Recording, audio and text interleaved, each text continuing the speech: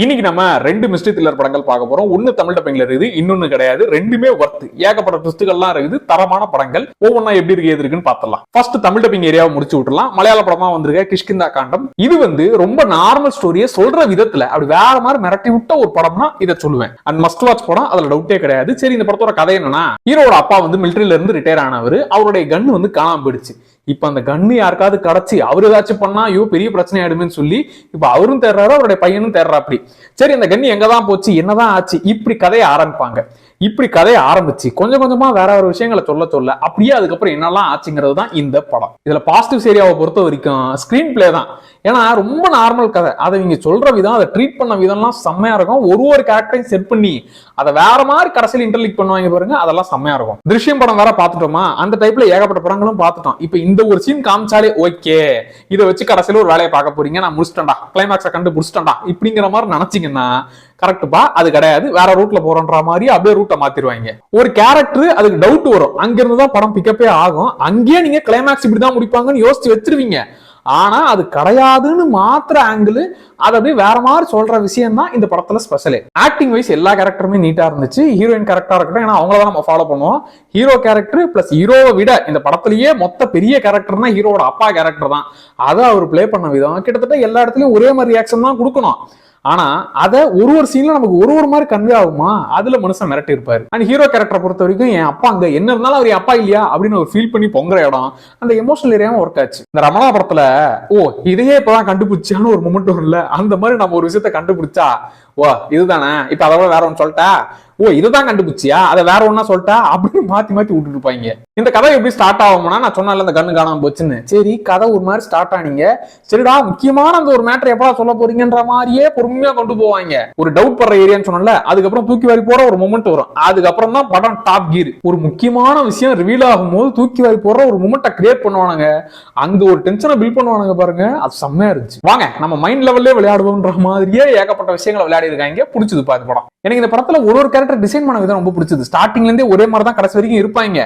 அப்ப கடைசியில நீங்க எல்லாத்தையும் கனெக்ட் பண்ணி பார்க்கும்போது சம்மடா இந்த கேரக்டர் செம்மையா டிசைன் பண்ணாங்கன்ற மாதிரி தோணும். ஆனா இந்த படத்துல தேவையில்லாத விஷயம்ன்ற மாதிரி எனக்கு பெருசா ஃபீல் ஆகல. ஸ்டார்டிங் உங்களுக்கு ஸ்லோவா போறதுனால அப்படி தோணலாம். ஆனா எல்லாமே கடைசியில காரணத்தோட வச்சதுனால ஓகேடா, எனக்கு எங்கேயும் தேவையில்லாத மாதிரி ஃபீல் ஆகல, நல்லாவே கொண்டு போனீங்கன்ற மாதிரி தான் தோணும். இந்த கதையில ஆக்சுவலா நம்ம ஹீரோயின் கேரக்டரோட தான் டிராவல் ஆகும். அவங்களுக்கு ஏற்படுற டவுட்ல இருந்தா படமே பிக்கப் ஆகும். சோ அந்த கேரக்டர் பண்ற விஷயங்கள் எல்லாமே நம்ம எதெல்லாம் யோசிச்சோமோ அந்த கேள்விக்கு ஆன்சர் கொடுத்துருவாங்க. ரொம்ப சிம்பிளான கதை, அதை ரொம்ப ஃப்ரெஷ்ஷா ட்ரீட் பண்ண விதம், இது எல்லாத்தினாலதான் இந்த படம் கொஞ்சம் ஸ்பெஷலாவே மாறிச்சு. ஏன் சொல்றேன்னா, இந்த டிடெக்டிவ் ரூட் இல்ல கிரைம் இன்வெஸ்டிகேஷன் ரூட், இதுக்குன்னே ஒரு டெம்ப்ளேட் இருக்கும்ல. ஒரு மிகப்பெரிய கொடூர கொலையை காமிச்சிருவாங்க. இது செஞ்சது யாருப்பா, சீரியல் கில்லர் வேலையா இல்ல பழிவாங்க செஞ்சதான்ற மாதிரி எல்லாருமே சந்தேகப்படு படு படு இப்படிங்கிற மாதிரியே கொண்டு போவாங்களா. இதுல அப்படி எதையுமே இல்லாம அப்படி வேற ரூட்ல கொண்டு போனது கொஞ்சம் புதுசா இருந்துச்சு பார்க்க. இந்த படத்தை நீங்க ஃபேமிலியாவே ட்ரை பண்ணலாம். அது இல்லாம தமிழ் டப்பிங்ல வேற இருக்குது, எதுக்கு டைம் வேஸ்ட் பண்றீங்க, டக்குன்னு பார்த்து விட்டுருங்க. இதே ஃபீல்ல இன்னொரு படத்தை சொல்றேன், அது தமிழ் டப்பிங்ல கிடையாது. இதே மாதிரிதான் நீங்க ஆரம்பிச்ச கொஞ்சம் சீன்லயே இதான கதை இதான கிளைமாக்ஸ் யோசிக்க வச்சிருவாங்க. சூப்பர்பா, ஏதி வச்சிட்டீங்களா, அதை கிழிச்சு போடுங்க, நாங்க வேற ஒரு விஷயம்ல கதையை சொல்றோம்ன்ற மாதிரி வேற ரூட்டுக்கு மாறுற படம். இந்த படத்தோட பேரு எ பிளேஸ் கால்டு சைலன்ஸ். சரி, இந்த படத்தோட கதை என்னன்னா, ஸ்கூல்ல ஒரு பொண்ணு ஒரு கேங்கே சேர்ந்து அநியாயத்துக்கு ராகிங் பண்றாங்க. எந்த அளவுக்கு கொடுமை பண்றாங்கன்னா, செவுத்துல கம்ம தடவி அதுல அவளை ஒட்ட வச்சு அவளை அணுவா டார்ச்சர் பண்ணி அதை ரசிக்கிற அளவுக்கு கொடூர காரியங்களா இருக்கிறாங்க. அவங்க அம்மா வேற என் பொண்ணு ஏன் இப்படி பண்றீங்கன்ற மாதிரியே ரொம்பவே ஃபீல் பண்றாங்க. இப்படிப்பட்ட நிலைமையில படம் ஸ்டார்ட் ஆகி அதுக்கப்புறம் சில பொண்ணுங்க அடுத்தடுத்து ஸ்கூல்ல காணாம போகுது. புரிஞ்சிருச்சா, எதை வச்சு எப்படி லிங்க் பண்ண போறீங்க தெரிஞ்சிருச்சான்ற மாதிரியே தோணுது இல்ல. இது கேட்டதுமே இதெல்லாம் அடுத்து நடக்கும் உங்களுக்கு தோணும்ல, அதெல்லாம் கிடையாது. அதுக்கப்புறம் வேற ரூட்ல ட்விஸ்ட் கொடுக்குற வகையில கொண்டு போறதுதான் படமே. இதுல பிடிச்ச விஷயங்கள் எடுத்துக்கிட்டா, அதுல என்னாச்சுங்கிற அந்த காரணத்தை ஸ்ட்ராங்கா சொன்ன விதம், எமோஷனலா இந்த படத்தோட கனெக்ட் ஆயிருவீங்க. அது இந்த படத்தோட பெரிய பிளஸ். சில கேரக்டர் பத்தின உண்மைகள் எல்லாம் ரிவீல் பண்ணும்போது இப்படிப்பட்டவங்களா அப்படிங்கிற மாதிரி கொஞ்சம் கொஞ்சமா உங்களுக்கு அது ஷாக்கிங்காவும் இருக்கும். அந்த ட்விஸ்ட் எல்லாம் செம்மையா ஒர்க் ஆகும். இந்த கேரக்டர் தான் இப்படி பண்ணிருக்கோம், இதனாலதான் இப்படி ஆச்சு அப்படின்னு ஒரு ரூட்ல பிக்ஸ் பண்றானுங்க.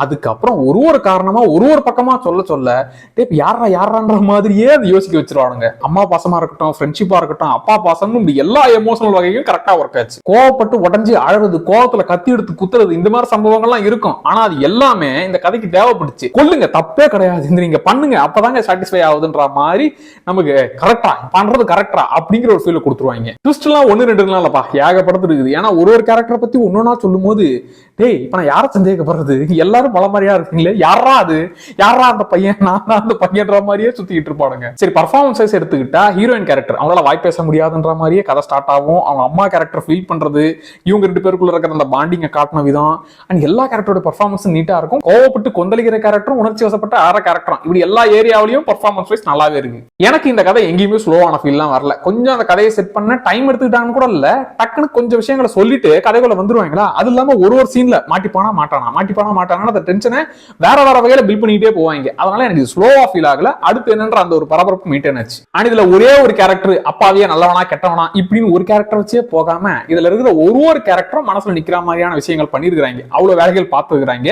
அதனால ஏகப்பட்ட கேரக்டர் மைண்ட்ல இருந்துச்சா, அதனால கனெக்ட் பண்ணிக்கவும் முடிஞ்சது இந்த படத்தை. சரி, இந்த படத்துல அந்த மாதிரி விஷயங்கள்லாம் இருக்கா, ஃபேமிலியா பார்க்கலாமான்னா இதுல அந்த மாதிரி விஷயங்கள்லாம் கிடையாது. ஆனா கொஞ்சம் வைலன்ஸ் மட்டும் தூக்கலா இருக்கும். இந்த கதைக்கு தேவைப்படுது, அதனால கொஞ்சம் தூக்கலா இருக்கும். நீங்க தாராளமா ஃபேமிலியாவே ட்ரை பண்ணலாம். கிஷ்கிந்தா காண்டம்ல அந்த வைலன்ஸ் கூட கிடையாது, பட் இதுல கொஞ்சம் அதிகப்படியான வைலன்ஸ் இருக்கும். பட் ரெண்டுமே ஃபேமிலியா பார்க்கக்கூடிய படங்கள், ரெண்டுமே தரமான படங்கள். இதை தேடி பிடிச்சி நான் நெகட்டிவ் சொல்லணும்னு ஆசைப்படலங்க. ஏன்னா நிறைய நல்ல விஷயங்கள் இருக்கா. ஏன்னா இது ரெண்டுமே சொன்னா ரொம்ப நார்மல் ஸ்டோரி, இதுதானே, இது பார்த்த படம் தானே அப்படிங்கிற ஃபீல் தான் வரும். ஆனா அவங்க ட்ரீட் பண்ண விதம், ஒரு கேரக்டர் டிசைன் பண்ணது, அதை கதையோட கனெக்ட் பண்ணதுன்ற மாதிரி ஒரு கேரக்டர் மட்டும் இல்ல, ஏகப்பட்ட கேரக்டர்ஸோட ரைட்டிங் எனக்கு இதுல பிடிச்சது. அதை ஸ்கிரீன் பிளேவா பண்ண விதம் 2 படங்கள்லயுமே எனக்கு ரொம்ப பிடிச்சது. சோ அதனால இந்த 2 படத்தை மிஸ் பண்ணாம பாருங்க. சோ ஒரு நல்ல ரைட்டிங் ஒரு படத்தை எப்படிலாம் ஆக்குன்றதுக்கு இந்த 2 படங்களும் எனக்கு தெரிஞ்ச ஒரு எக்ஸாம்பிள்ப்பா, நல்லாவே இருந்துச்சு. சோ ட்ரை பண்ணி பார்த்துட்டு உங்களுக்கு எப்படி இருந்துச்சுன்றத கமெண்ட்ல சொல்லுங்க. சோ அடுத்த வீடியோல திரும்ப வரேன். Tata bye.